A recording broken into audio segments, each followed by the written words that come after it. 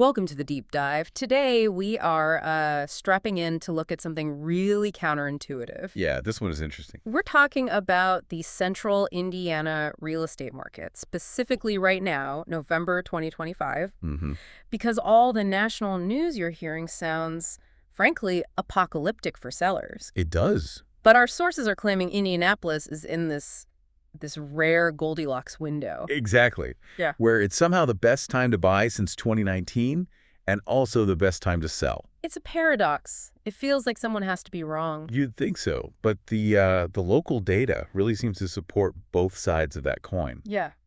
At the same time. And that's our mission today, right? Yeah. To give you the concrete facts, because the national story is just missing what's happening on the ground here. Absolutely. And just to be clear on geography, we're not just talking about downtown Indy. Right. This is really about the whole dynamic ecosystem, the suburbs. So Avon, Carmel, Fishers, Noblesville, Zionsville. Geist, Brownsburg, Westfield, all of them. Yeah, that's where the movement is, and that's what's creating this unique situation. So I guess we have to start with that national picture to really see the contrast. We have to. It's the backdrop. It's why the Indianapolis story is so surprising.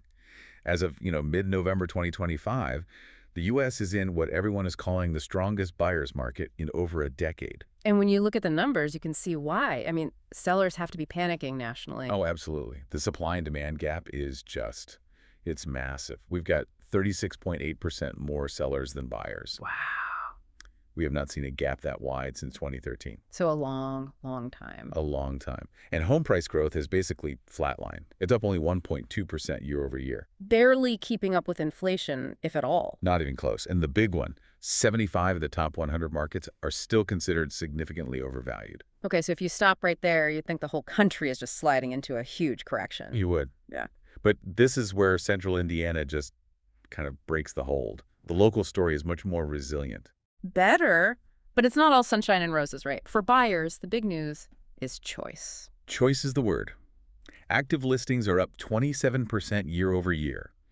That's 5,509 single-family homes on the market. And sellers are feeling that pressure. They are. 56% of those listings have already had to take a price cut. Okay, so more choice. And over half the sellers are nervous enough to drop their price. That just screams buyer's leverage. It does.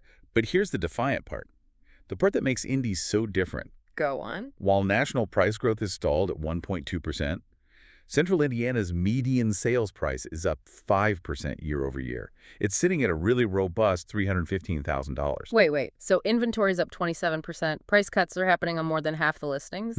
But the final sales price is still growing at 5%. How does that math work? Isn't that value about to just crater? That is the critical question. Yeah. And the resilience seems to come from sustained local demand. Unlike a lot of the coastal or sun-built cities, our sources suggest Indy's growth was based on real demographic and commercial expansion, not just speculation. So we had a boom, but it was a healthier boom. Exactly. The market has, normalized from that frenzied pace, but the fundamental value is still there. It's holding strong. And that 5% price growth, coupled with all that inventory, that's the paradox. That's it. Okay, so let's drill down on the buyer side first. Why is right now the best time to buy here since 2019? It boils down to two things: unprecedented choice and real financial leverage. So let's start with choice. Reason one, inventory just hit a 6-year high. That has to change the whole experience. It's a fundamental shift. I mean, look at the months of supply metric. That's how long it would take to sell everything on the market. Right. It jumped from 2.1 months to 4.2 months. So think about what that feels like for you, the buyer. A year or two ago, you were lucky to see 3 houses and had to make an offer on one of them in an hour. Exactly. Now you're looking at 8, 10, maybe 12 homes. You can breathe. You can compare. You can think. The power has completely shifted. And that power translates into cash, which is reason number 2. Sellers are giving concessions. They have to compete. Our sources show the average seller credit in recent closings was $8,700. $8,700. And that's money for what? Closing costs, repairs? It can be. But the smartest play right now in this rate environment is using that money for an interest rate buydown. Ah, okay. Which leads right into reason number 3. Rates are dropping faster than prices are. Precisely. Local 30-year fixed rates are around 6.31%, and they're softening. So you take that $8,700 from the seller? And you use it to buy down your rate. So you're capitalizing on the seller's need to negotiate and the downward trend in the national rate environment. And what's that save you? practically speaking? For every 0.5% you drop your rate, you're saving, what, 150 to 200 bucks a month. You're locking in future savings on day one. Okay, the fourth reason seems purely tactical. It's about timing, beating the spring rush. It's all about seasonality. The data is clear. Come March, wire activity spikes. It jumps 60 to 80%, typically. So more competition. Way more. Right now in November, sellers outnumber buyers, 2.5 to 1. You have a massive tactical advantage. You get in before the crowds arrive. And the final one, number 5. This seems like a big one for anyone even thinking about a new build. The incentives are just insane. They really are. Builders have to keep their crews working, so they're offering these packages $30,000 to $50,000. And we're not just talking about granite countertops here. No, this is overwhelmingly financial. Most often it's something called a 2-1 buy-down. Okay, let's unpack that term, because that seems to be the key financial trick that's making this market work. What is a 2-1 buy-down? So the builder is basically subsidizing your mortgage for the first 2 years. Let's say the market rate is 6.5%. Okay. For your first year, you're not paying 6.5. You're paying 4.5%. Wow. In year 2, you pay 5.5%. And then in year 3, it settles at the full rate. It gives you this huge, affordable runway to start.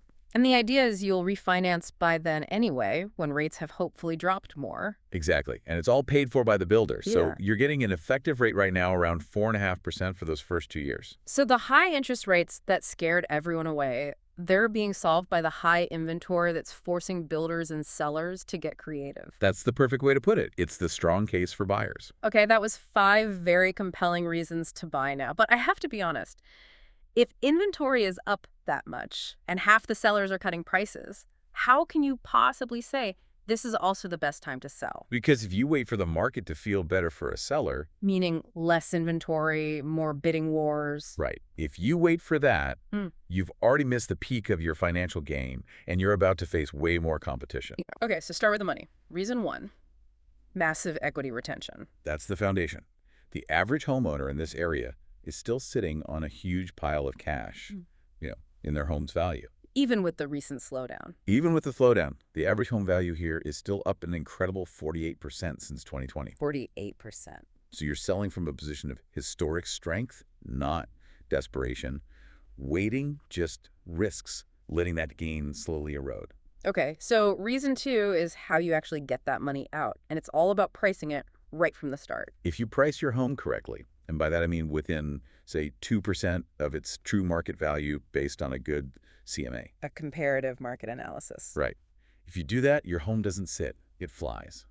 The data shows listings priced correctly are going under contract in an average of 9.4 days. Under 10 days. And closing at 101.3% of the list price. So demand is still there. It's just laser focused on value now. You can't just throw a high number out there and hope. The days of doing that are over. If you're realistic, you win fast.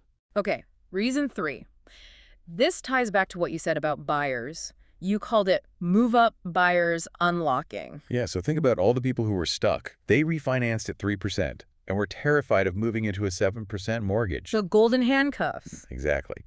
But now, with rates softening and these buy-downs on the table, they're starting to move again. That's creating a chain reaction. So a new wave of motivated buyers is entering the market. A fresh supply of highly qualified people who also have a home they need to sell quickly. It's getting the whole system moving again. And the last reason for sellers, again, it's about timing. Avoid the spring flood. You list your home now, in November, you are competing against 60 to 70% less inventory than you will be in March. So you stand out more. Way more. It's much easier to get noticed and negotiate from strength now than it is to be one of hundreds of new listings in a few months when the market is just a frenzy. So this whole conversation really hinges on this unique window, this tactical gap between now and March 2026. Let's put those 2 moments side by side. Yeah, the comparison really makes the point. So November, inventory is high, up 27%. Come March, we expect it to be much tighter because of all that buyer demand. And the pace changes. Right now it's slower. Average days on market is 42. A nice relaxed pace for buyers to negotiate. In March, we project that drops to around 28 days. So things get faster, more stressful. Right. And then there's the concessions, the free money. Right now, 56% of listings are seeing price reductions. Which you're saying will drop to around 30% in the spring. Exactly. Sellers will feel less pressure to give away thousands when they have multiple offers. And that amazing 4.5 to 5% effective rate with the buy down. That's projected to climb back toward 5.5 or 6%. Builders won't need to offer those deep subsidies when they have 3 buyers for every home instead of 1. Okay, so let's hit the big fear. What if you wait? Will prices just crash in 2026 and you'll get a better deal then? All the data we have, all the sources say no. There's zero evidence of a crash coming for central Indiana. Just slow, steady growth. The consistent forecast is for 2 to 4% growth. So the worst mistake a buyer can make is waiting for a big correction that isn't coming. You wait, you're likely paying 8 to 15% more by 2027 or 2028. And we have a story about this, right? The classic mistake of waiting for the perfect rate. Yeah, the source mentioned the client. They found the perfect lakefront home in Geist. Just ideal. A rare property. Very rare. Yeah. And they waited. They said, let's just wait 1 more month, see if the numbers get a little better. Man. And it was gone. Those unique high-demand properties, they don't follow the general market trends. They move when they move. You find what you love. You make the deal work now with concessions.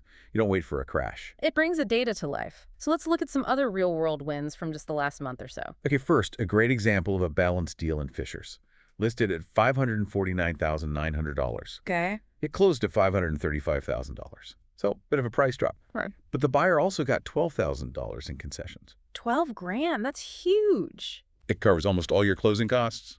And the seller, they were under contract in 12 days. So, quick sale for them, cash back for the buyer, win-win. What about a deal that shows the high-end demand is still there? That's our Carmel Ranch example, priced perfectly at $725,000.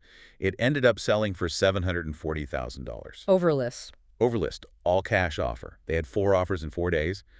It just proves that if the quality is there and the price is realistic, the competition is still absolutely fierce. And finally, the new build example. The buyer who really took advantage of those incentives. The Avon new build. This buyer got, get this, $47,000 in builder incentives. $47,000, wow. And that money funded a 2-1 buy down, giving them an effective rate of 4.375% for the first 2 years. That's an incredible deal. It's a brilliant tactical win.